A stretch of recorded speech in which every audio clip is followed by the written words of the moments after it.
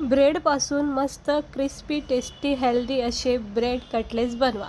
खूप छान टेस्टी असे ब्रेड कटलेट्स बनवण्यासाठी 4 ब्रेडच्या स्लाइसचा चुरा करून घ्यायचा मिक्सरमध्ये।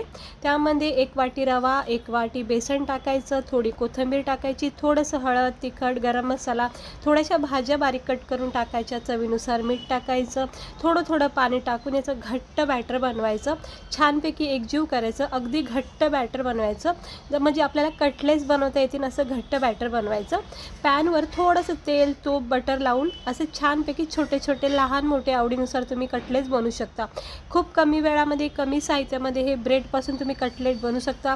आवडीच्या भाज्या याच्यामध्ये टाकू शकता। सकाळसाठी खूप हेल्दी टेस्टी असा नाश्ता आहे।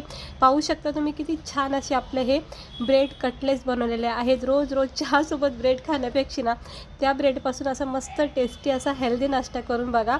व्हिडिओ आवडला